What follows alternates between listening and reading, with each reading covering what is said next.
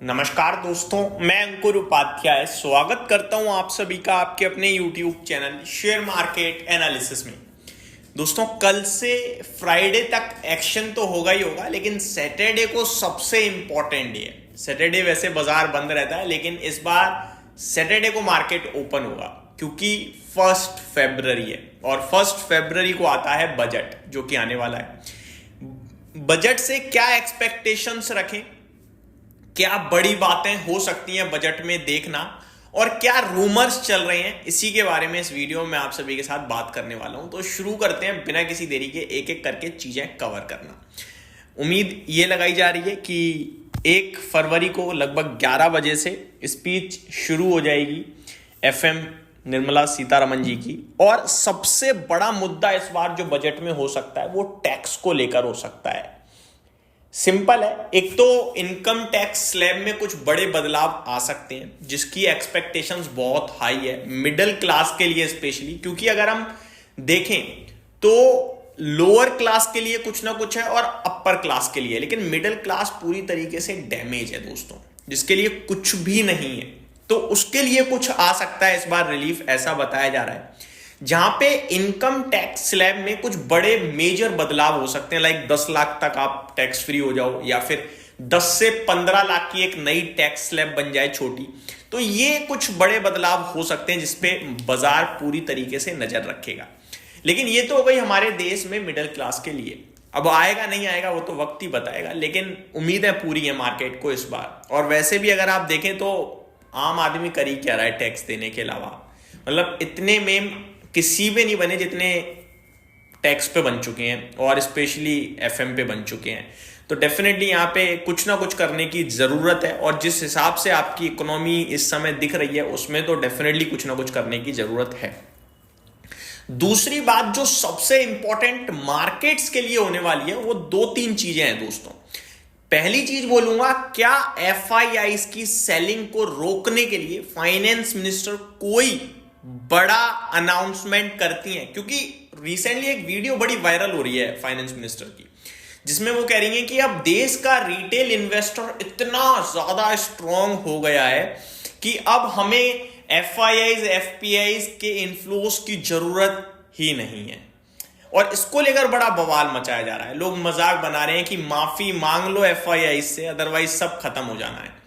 क्योंकि एफआईआईज की ना आप इंपॉर्टेंस नहीं खत्म कर सकते, मतलब छोटा मोटा थोड़ी लेके भाई 70 लाख करोड़ का निवेश है बाजार में। सोचो आप, 70 लाख, बेचा कितना है? 5-6 लाख करोड़। सोचो 5-6 लाख करोड़ में ये हाल कर दिया। रिटेल इन्वेस्टर तो इमोशनल होता है भाई साहब, उसके लिए तो 5 दिन बाजार को गिराओ वो खुद बेचने पे उतर आएगा, और 5 दिन बाजार को बढ़ा दो वो खरीदने पे आ जाएगा। तो एफआईआईज के हाथ में इतनी पावर तो है कि वो अपने दम पर बाजार को रोक सकते हैं बढ़ने से, और बढ़ने से जब वो रोकेंगे तो रिटेल इन्वेस्टर खरीदने से रुक जाएगा, और उसके बाद सेलिंग अपने आप शुरू हो जाएगी। वही तो हुआ इस बार भी। अदरवाइज एफआईआईज के सामने डीआईआईज का अगर आप figure net to net level पे देखोगे तो वो बढ़कर ही आएगा, यानी डीआईआईज ने एफआईआईज के सामने ज्यादा खरीदा है, लेकिन उसके बावजूद बाजार गिर रहा है। और कुछ समय और ऐसा चल गया तो डीआईआईज के पास भी जो अभी ये रिटेल इन्वेस्टर पैसा दे रहा है ना म्यूचुअल फंड्स में, वो भी कम हो जाएगा। मैं आपको बता रहा हूं, नो डाउट इस समय इतनी अवेयरनेस है कि हर व्यक्ति को पता है शॉर्ट टर्म प्रॉब्लम है, शॉर्ट टर्म प्रॉब्लम है, इसलिए वो पैसा लगा रहा है। लेकिन ये शॉर्ट टर्म अगर गलती से लॉन्ग टर्म बन गई ना तो फिर वो भी टूट जाएगा भाई साहब। अभी 3 महीने 6 महीने हुए हैं बाजार को गिरते गिरते। प्रॉब्लम है, बड़ी प्रॉब्लम है, क्योंकि करेक्शन बढ़ी है। यही 6 महीने और चल जाएं जहां पैसा ना बने, फिर देखो आप क्या हाल होता है बाजार का। और एफआईआई इसके हाथ में इतनी पावर है कि वो अभी और बेच सकते हैं। उनमें ना एक बड़ी प्रॉब्लम होती है, जब वो सेलिंग करने पे आते हैं तो वो अपना लॉस नहीं देखते, वो कहते हैं यहां से पैसा निकालूंगा यहां बना दूंगा। तो ये बड़ा वायरल हो रहा है, जहां पे फाइनेंस मिनिस्टर ने कहा कि रिटेल इन्वेस्टर अब ये कर देगा वो कर देगा। तो अब रिटेल इन्वेस्टर ही खुद उस वीडियो को ट्रोल कर रहा है और कह रहा है कि भैया माफी मांग लो और बुला लो। तो इस बार उम्मीदें ये भी हैं एफआईआई इसके लिए कुछ बड़ा आ जाए, आई थिंक टैक्स को लेकर आ जाए, या फिर कुछ स्पेशल नियम आ जाए, छूट दे दी जाए, जो कि बहुत जरूरी है। देखो आपको अगर ग्रो करना है तो पैसा चाहिए भाई साहब, और पैसा चाहिए एफआईआई का एफपीआई का, ये तो श्योर हर एक व्यक्ति इस समय हो चुका है। ठीक है जी, अब आते हैं अगले कुछ चीजों पे। ये तो नॉर्मल चीजें हो गई जो आउट ऑफ रडार है। अब बजट में जो चीजें आती हैं अलोकेशंस, उसमें क्या अनुमान है वो बताता हूं। एक अनुमान ये है कि डिफेंस क्षेत्र पे बजट में अलोकेशन बढ़ सकता है। मैंने कल इस पे एक डिटेल वीडियो भी बनाई थी जहां मैंने आपसे कहा कि भैया एलोकेशन तो आप बढ़ा देते हो, ऑर्डर्स देते नहीं हो, फिर कंपनीज को क्या फायदा ऐसा नंबर पेश कर कर। क्योंकि अगर मैं लास्ट ईयर बजट की बात करूं, उसमें 6.5 लाख करोड़ का आपने डिफेंस को बजट दिया, एलोकेट किया। कहां गया वो 6.5 लाख, किसको दिया, कौन सी कंपनी को ऑर्डर पहुंचा। अब मैं इस बार की बात करूं तो इससे भी बड़ा एलोकेशन आ सकता है, तो नाम नंबर आ जाएगा, ये क्या ही फायदा है। साथ ही साथ रेलवे को कुछ स्पेशल आ सकता है, कवच को कुछ स्पेशल आ सकता है, 12,000 करोड़ के समथिंग का कवच स्पेंडिंग हो सकती है 12,000 करोड़ की, और रेलवे को लेकर कुछ बजट एलोकेशन जो है वो बढ़ सकता है। इन सबसे ऊपर जो इस समय फोकस में हो सकता है वो हो सकता है केपेक्स को लेकर, क्योंकि केपेक्स को लेकर आपको याद होगा ये सीमेंस एबीबी टूटे थे कि मे बी बजट में एलोकेशन कम किया जा सकता है। तो क्या केपेक्स पे कम होगा, वो देखने वाली बात है। अगर वहां कम होता है तो इन कंपनीज के लिए प्रॉब्लम होगी और टूटेंगे भी शेयर्स डेफिनेटली बहुत बड़े लेवल पे। तो ये सारी चीजें हैं। अच्छा, अब नॉर्मल से हटकर अगर मैं आता हूं जेन्युइन चीजों पे जिसको बड़े इन्वेस्टर बड़े ध्यान से देखते हैं, वो है कि आप कितना पैसा बर्बाद कर रहे हो। अब ये बर्बाद पता है कहां पे किया जाता है? बर्बाद किया जाता है सब्सिडीज में, ठीक है। जब कोई भी इलेक्शन होता है तो गवर्नमेंट चुनाव में कहती है हम इतना रुपए बांटेंगे, उतना देंगे, आप पेंशन मिलेगी, ये मिलेगी। ये एक तरीके का क्या होता है, बर्बाद पैसा होता है, क्योंकि सरकार अपनी जेब से तो दे नहीं रही, सरकार दे रही है टैक्स पेयर्स के पैसे को बांट रही है। तो आपकी कंट्री में कितना पैसा ऐसा है जो इस तरीके से दिया जा रहा है? कितनी जॉब्स आप, जो लोग बैठ के खा रहे हैं उनको जॉब दे सकते हो ताकि कमा के खाएं?